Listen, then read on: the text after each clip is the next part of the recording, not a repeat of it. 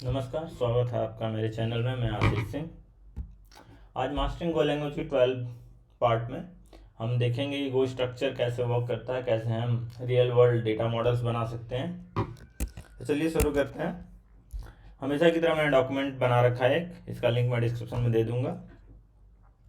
तो first thing, what is struct? Struct होता क्या है? तो स्ट्रक्ट क्या है कि कंपोजिट डेटा टाइप्स, या मतलब मल्टीपल फील्ड्स जो होते हैं, जो डिफरेंट नाम डिफरेंट टाइप के, उनको एक जगह अगर हम कंपोजिट करते हैं तो वो जो डेटा टाइप बनता है उसको हम स्ट्रक्ट बोलते हैं। जिसको हम कुछ ऐसे डिफाइन करते हैं गो में, टाइप, फिर स्ट्रक्ट का नाम, फिर आगे स्ट्रक्ट लिखते हैं, और हम कर्ली ब्रेसेस लगाते हैं उसके अंदर जो भी हमारे मल्टीपल फील्ड्स होते हैं उनके नाम और उनका टाइप। जैसे यहाँ पे नेम है, फिर उसका टाइप स्ट्रिंग, फिर दूसरा फील्ड है एज, उसका टाइप है इंट। तो ऐसे हम करके जितने चाहे उतने बना सकते हैं। ओके, अब ये डिक्लेयर हो जाने के बाद इसको हम लोग यहाँ पे इनिशलाइज कर रहे हैं। तो हमने वेरिएबल लिया यू, और स्ट्रक्ट टाइप का जो डेटा टाइप है इसका एक हमने वेरिएबल डिक्लेयर किया, फिर उसमें हमने डेटा इनिशलाइज किया। और इनिशलाइज करने के लिए क्या गया, वो वेरिएबल जो हमने इनिशलाइज डिक्लेयर किया है यू डॉट, जो भी इसका अंदर फील्ड्स है डॉट करके, और उसमें हमें जो डेटा फिल करना है हम उस डेटा को फिल करते हैं।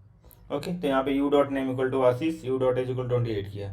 ओके, दूसरी चीज़, हम इसको इस तरीके से भी कर सकते हैं कि हमने शॉर्ट हैंड डिक्लेरेशन कर दिया, फिर हमने स्ट्रक्ट का नाम दिया और अंदर हमने फील्ड्स कोलन उसकी वैल्यू दे दी, कॉमा दूसरा फील्ड उसकी वैल्यू दे दी।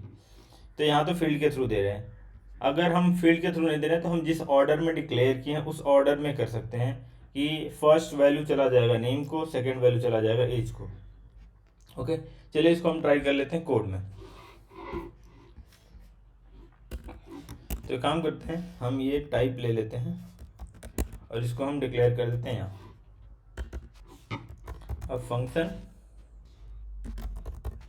मेन, ओके, तो हम जैसे किए वैसे करते हैं। तो हमने क्या किया था, where u equal to user u dot name, और यहाँ पे नेम की जगह पे है आशीष लिख देते हैं। ओके, अब हम अगर इसको प्रिंट करेंगे तो क्या होगा,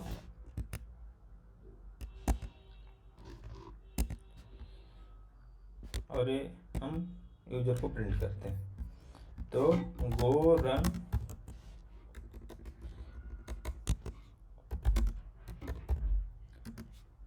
और फाइल पाथ।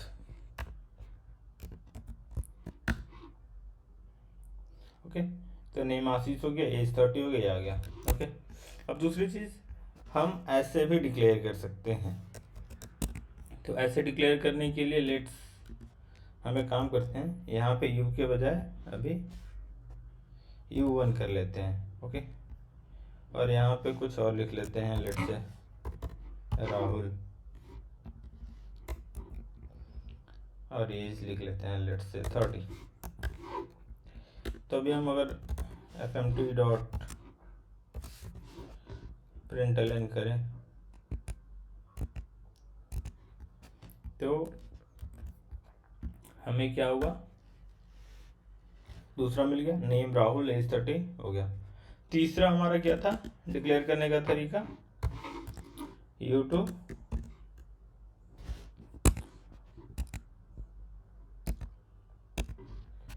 ओके। तो इस तरह भी क्या हुआ, हमने ऑर्डर में लिख दिया तो ऑर्डर में होगा। तो तीसरे में क्या आएगा, रवि, एज 25, और अगर बाय डिफॉल्ट हमने पूरा फुल किया तो रवि 25 आ गया। तो ये तीनों चीज़ आपको है। तीसरी चीज़, एक्सेस करने के लिए आपने पहले ही दे रखा है कि आप हम क्या करेंगे, वेरिएबल का नेम डॉट उसका फील्ड, और अगर उसमें हमें डेटा अपडेट करना होगा तो क्या करेंगे, हम सीधा अपडेट कर देंगे। लेट से हम यहाँ पे u2 डॉट एज को अपडेट करते हैं, लेट से हमने 35 कर दिया। तो अभी हम इसको प्रिंट करेंगे तो क्या आएगा,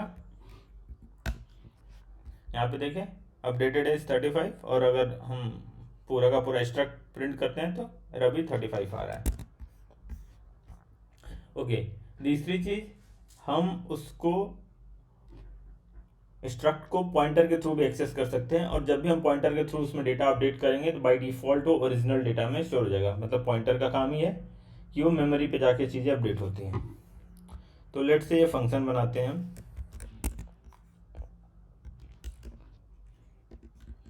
ये फंक्शन क्या करेगा, अपडेट करेगा एज को, ठीक है। अब हम लोग क्या करते हैं, इसको हम मेन से कॉल करते हैं। हमने क्या किया कि एक यूजर क्रिएट किया जिसमें हमने फिल किया आशीष और 28, फिर हमने अपडेट कॉल किया और हमारा एज 30 हो गया। ओके, इससे पहले भी हमें काम करते हैं।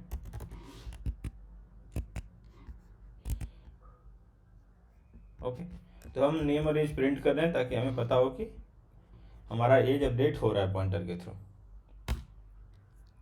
तो देखिए, पहले आशीष 28 था और बाद में अपडेटेड होके क्या आया, 30 आ गया। तो हम इस तरह पॉइंटर के थ्रू भी एक्सेस कर सकते हैं। ओके, तीसरी चीज नेस्टेड वन। नेस्टेड वन में क्या होता है कि हमने एक स्ट्रक्ट बनाया, उसको हम किसी दूसरे स्ट्रक्ट में यूज कर रहे हैं, तो उसको हम नेस्टेड स्ट्रक्ट बोलते हैं या स्ट्रक्ट एम्बेडिंग भी बोलते हैं। तो इसको करने के लिए क्या, देखिए हमने एक स्ट्रक्ट बनाया, दूसरे में हमने क्या किया, एड्रेस, और जो टाइप है टाइप की जगह पे दूसरे स्ट्रक्ट का नाम दे दिया। तो ऐसे हम एम्बेडिंग करते हैं। एक बार काम करते हैं, इसे यूज कर लेते हैं और आपको दिखाते हैं कैसे यूज हो रहा है। लेट से यहाँ पे हमने डिफाइन कर दिया। ओके, और अब हम इसको यहाँ पे डिक्लेयर करते हैं और फिर कॉल करते हैं। तो डिक्लेयर और कॉल कर, हमने क्या किया, एम्प्लॉय किया, उसमें नेम जॉन और एड्रेस में फिर हमने एड्रेस का दिया और एड्रेस में city Mumbai, state MH Maharashtra कर दिया। और हम इसको अब रन करते हैं तो हमारे पास क्या आएगा, सिटी का नाम मुंबई, करेक्ट। तो ऐसे एम्बेडेड स्ट्रक्ट हम डिफाइन करते हैं।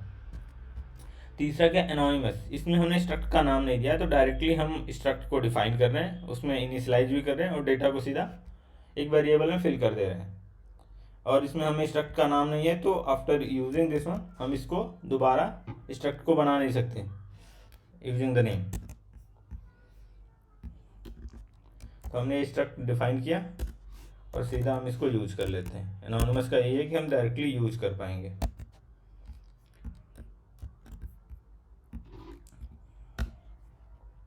रवि 24 आ गया। अभी हमें एनोनिमस का यही फ़ायदा है कि हमने जो ही बनाया तो ही यूज़ कर लिया, और बाकी स्ट्रक्ट का क्या है, हमने यहाँ पे उनका टाइप डिफाइन किया है तब हम इसको यूज़ कर रहे हैं। तो ये डिफरेंस है। तीसरी चीज़, struct tag and JSON serialization. Normally जब आप एपीआई बनाएंगे जिसमें आप जेसन एनकोडिंग करेंगे, डिकोडिंग करेंगे, तो उसमें मार्शलिंग और अनमार्शलिंग की नीड होती है। तो उसके लिए हम लोग स्ट्रक्ट में टैग और जेसन सीरियलाइजेशन लगाते हैं। जैसे ऐसे लिख के हम बैक टिक के साथ जेसन और उसका नाम देते हैं।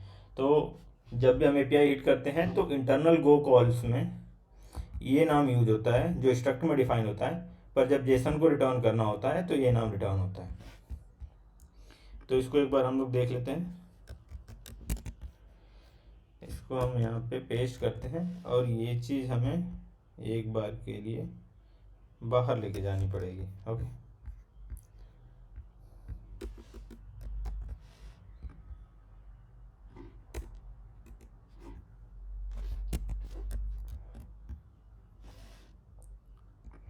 बेटर होगा कि एक साथ कर दें हम इसको, और यहाँ पे हम एक साथ करने के लिए क्या करेंगे, ब्रैकेट लगाएंगे और यहाँ पे हम पेस्ट कर देंगे।